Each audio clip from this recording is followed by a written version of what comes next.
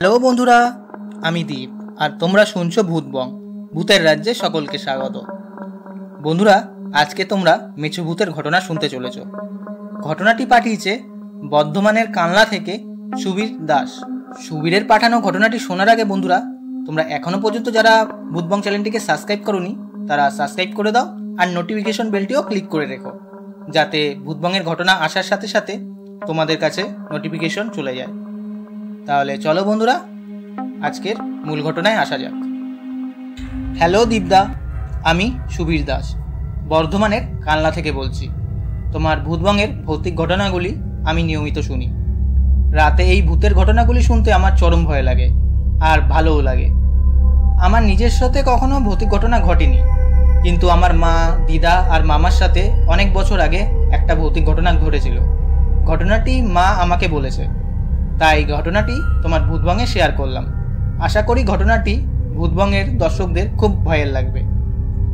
ঘটনাটি ঘটে যখন আমার মা মামা ছোট ছিল। মাদের বাড়ির পাশে মাদের একটা বড় জমি ছিল। দাদু ওই জমিতে পুকুর কাটায় মাছ চাষ করার জন্য। কোনো রকম পূজা পাঠ না করেই পুকুর কাটায়। তারপর দাদু পুকুরে মাছ ছাড়ে। এক সপ্তাহ কিছু ঘটেনি, সবই স্বাভাবিক ছিল। এরপর থেকে অলৌকিক ব্যাপার শুরু হয়। সকালে দাদু যখনই পুকুরে যেত, দেখতো অনেক মাছ পুকুর পাড়ে পড়ে। মাছগুলো আদাবেদি খাওয়া আর কাটা পড়ে আছে।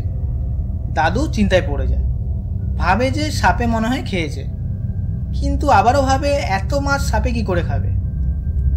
2-3 দিন এমনই চলে। দিদার সন্দেহ হয়। দিদা দাদুকে বলে, এইসব ভূত পেতের কাজ না তো। দাদু দিদাকে ধমক দেয়, বলে দূর, ভুলভাল চিন্তা করো না তো। তখন দিদা দাদুকে বলে, তুমি তো কোনো পূজা না করেই পুকুর কাটালে, কি জানি কি ঘটলো। তখন দাদু একটু চিন্তায় পড়ে যায়। দাদু দিদাকে বলে, দাঁড়াও, কালকেই পুজো দেব আর পুকুরের চারদিক বাঁধিয়ে দেবো, যাতে অলৌকিক কিছু না ঢুকতে পারে। আর একটা কথা বলে রাখি, আমার দাদু ঝাড়ফুঁক জানতো। গ্রামের কেউ ভয় পেলে দাদুর কাছে ঝাড়াতে আসতো। দাদু কথা মতো পুকুরে পুজো দেয় আর পুকুরে চারদিক বাঁধিয়ে দেয়, যাতে কোনো অলৌকিক কিছু প্রবেশ না করতে পারে। এরপর থেকে আর কখনোই এমন মরা মাছ পড়ে থাকতো না পুকুরের পাড়ে। দিদা দাদুকে বলে, দেখলে তো, ব্যাপারটা ঠিকই ধরেছিলাম, অলৌকিক কিছুই ঘটতো। কিন্তু ঘটনা সবে শুরু।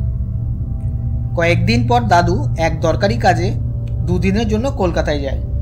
বাড়িতে শুধু দিদা আর আমার মা আর মামা। মা আর মামার তখন বয়স ছিল 12 কি 13 এরকম হবে। দিদা একটু ভয় ভয়ও পেত, কারণ ছোট ছেলে মেয়েকে নিয়ে বাড়িতে একা একা থাকে। গ্রামের এলাকা, বসতিও খুব কম। আগের দিনের লোকেরা রাত 8টা-9টার মধ্যে ঘুমিয়ে পড়ত। দাদু বাড়িতে নেই বলে দিদা, মা, মামা রাতের খাবার খেয়ে ওই 8টার মধ্যে ঘুমিয়ে পড়ে। ঘটনা শুরু হয় মধ্যরাত থেকে। দাদুদের হাঁস ছিল। হঠাৎ রাতে হাঁসের চেল্লানোর আওয়াজ। ওই চেল্লানোতে সবার ঘুম ভেঙে যায়।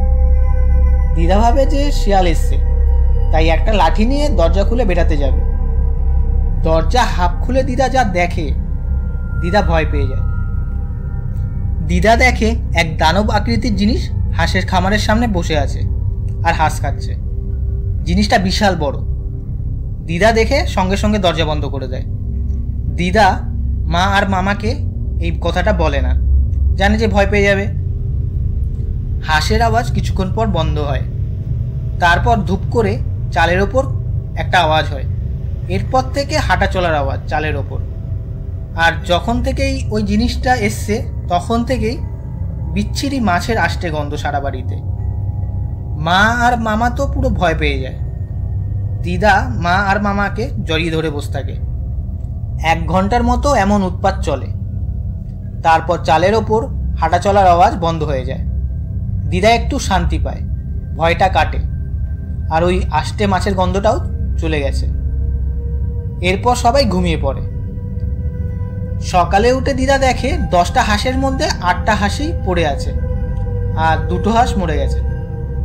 আদাবেদি খাওয়া, পাখনাগুলো উঠোনে ছড়ানো ছেটানো অবস্থায়। দিদা গ্রামের অনেককেই ব্যাপারটা জানে। সবাই বলে দাদু বাড়ি আসা না পর্যন্ত সন্ধ্যার পর ঘরের বাইরে যেন না বেরায়। সেই মতো দিদা সন্ধ্যার পর আর ঘরের বাইরে বেরোতো না। পরের দিন যখন মধ্যরাত হয়, সেম জিনিস আবারও শুরু হয়। হাঁসের চিল্লানোর আওয়াজ আর চালের ওপর হাঁটাহাঁটির আওয়াজ। তার সাথে এবার একটা কথা ভেসে আসে। কথাটা আমার মা, মামা আর দিদা তিনজনই শুনতে পায়। বাইরে দিয়ে কথা ভেসে আসে, আমার মাছ খাওয়া বন্ধ করেছিস, দাঁড়া সুযোগ পেলে একটাকে শেষ করব। এমন কথা একবারই ভেসে আসে। সেই রাতে উৎপাত একটু বেশিই হয়। চালের ওপর একের পর এক ঢিল পড়ে আর পুরো পচা মাছের গন্ধ সারা বাড়িতে। ভোর হওয়ার সাথে সাথে সেই উৎপাত বন্ধ হয়। সকালে উঠে দিদা দেখে আবারও দুটো হাঁস মরে পড়ে। সেই দিন দুপুরেই দাদু কলকাতা থেকে বাড়ি ফেরে। দিদা সব ঘটনা দাদুকে জানায়। দাদু বলে, দাঁড়াও, আজ রাতে আসতে দাও, তারপর দেখাবো মজা। কিন্তু সেই দিন রাতে আর কিছু হয় না। পরের দিন একটা বিরাট অঘটন ঘটে। মামা বাড়ি থেকে কিছুটা দূরে এক খালপাড়ের কাছে মাঠে বিকেলে রোজ খেলতে যেত। প্রতিদিনের মতো সেদিনও মামা খেলতে যায়। সন্ধ্যা হয়ে যায়, মামা বাড়ি ফেরে না। দিদা রেগেও যায় এত দেরি হচ্ছিল বলে। তারপর দেখে কটা মামার বন্ধুবান্ধব মামাকে ধরে নিয়ে আসছে। দাদু বলে, কি হয়েছে ওর? তখন বন্ধুগুলো বলে, ও খালের ধারে বল কোড়াতে গিয়েছিল। অনেকক্ষণ হয়ে যাওয়ার পরও ও যখন ফিরছিল না, তখন আমরা দেখতে যাই। গিয়ে দেখি ও খালের ধারে অজ্ঞান অবস্থায় পড়ে। চোখে মুখে জল দিয়ে ওর জ্ঞান ফেরাই। দিদা তারপর মামাকে ধরে যেই ঘরে ঢোকাতে যাবে, মামা দিদাকে এক ধাক্কা দিয়ে ফেলে দেয় আর বলে, আমি এই ঘরে ঢুকবো না। এই দেখে মামার বন্ধুগুলো জোর করে মামাকে ঘরে ঢোকাতে যায়, কিন্তু ওদেরকেও ধাক্কা দিয়ে ফেলে দেয়। গায়ে এতটাই মামার জোর হয়ে গেছিল, 4-5 জনকে ফেলে দিয়েছে। আর মামা বলে, আমি খালপাড়ে যাব। দিদা বলে, এই সন্ধ্যায় তুই খালপাড়ে যেয়ে কি করবি? তখন মামা এক বাজে হাসি দিয়ে বলে, মাছ খেতে যাব। এই শুনে সবাই অবাক হয়ে যায়। দাদু বুঝে যায় কি ঘটেছে। উঠোনে ঝাঁটা রাখা ছিল। দাদু ঝাঁটা নিয়ে মামাকে উত্তম মধ্যম মার দেওয়া শুরু করে আর বিড়বিড় করে মন্ত্র পড়তে থাকে। দাদু বলে, আমার ছেলে তোর কি ক্ষতি করেছে? আমার ছেলেকে কেন ধরেছিস?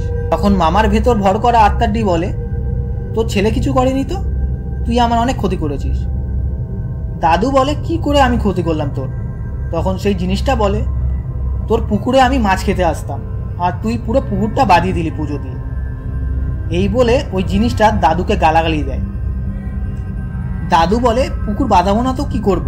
জানিস তুই আমার কত ক্ষতি করেছিস? তখন ওই জিনিসটা বলে, কি আর ক্ষতি করলাম, এবার তো আরো বেশি ক্ষতি করব, তোর ছেলেকে ছাড়বো না, মেরে ফেলবো। দাদুর এই কথা শুনে মাথা গরম হয়ে যায়। আবারও ঝাঁটার বাড়ি দেওয়া শুরু করে আর মন্ত্র পড়তে থাকে। অনেকক্ষণ পর ওই জিনিসটা রাজি হয় যে মামাকে ছেড়ে দেবে, আর দাদুকে বলে, ছাড়বো, কিন্তু একটা শর্ত আছে। দাদু বলে, আমি কোনো শর্ত মানি না, তুই আমার ছেলেকে ছেড়ে পালা। তখন জিনিসটা বলে, আচ্ছা এখন ছেড়ে দিলাম, কিন্তু সুযোগ পেলে আবারও তোর ছেলেকে ধরবো, তখন আর জ্যান্ত পাবি না তোর ছেলেকে। দিদা ভয় পেয়ে যায়। দিদা বলে, আচ্ছা কি শর্ত বলো। তখন আত্মাটি বলে, আমাকে 20 কেজি জ্যান্ত মাছ দিতে হবে, তার সাথে তোদের যে কটা হাঁস আছে সব দিতে হবে। দাদুও চাপে পড়ে রাজি হয়ে যায়। দাদু বলে, এইসব কোথায় দেব? তখন আত্মাটি বলে, ওই খালের ধারে দিয়ে আসবি। এরপর জিনিসটা মামাকে ছেড়ে দেয়। পরের দিন কথা মতো সন্ধ্যা নাগাদ দাদু হাঁড়ি করে 20 কেজি জ্যান্ত মাছ আর 6টা হাঁস নিয়ে সে খালের ধারে দিয়ে আসে। তারপরের দিন দাদু খালপাড়ে দেখার জন্য যায়। গিয়ে দেখে হাঁসের পাখনাগুলো ছড়ানো ছেড়ানো অবস্থায় পড়ে আর মাছগুলো আদা বেদি খাওয়া আর কাটা পড়ে। এরপর আর কোনো ঘটনা ঘটেনি, কিন্তু তারপর থেকে মামা আর মামার বন্ধুরা ওই খালপাড়ের মাঠে আর কখনো খেলতে যেত না। এই ছিল ঘটনা। দীপদা ঘটনাটা আমার মার মুখে শোনা। যদি ঘটনাটা ভালো লাগে তাহলে ভূতবঙে পড়ে শুনিও। তাহলে বন্ধুরা, আজকের এই ঘটনাটা কেমন লাগলো কমেন্ট করে জানিও আর লাইক করে দিও। আর বন্ধুরা, তোমরাও যদি ঘটনা পাঠাতে চাও তাহলে আমাদের ভূতবঙের ইমেল আইডি bhutbongofficial@gmail.com পাঠিয়ে দিও। তাহলে বন্ধুরা, আজকের মতো এইটুকুই। Tata, by.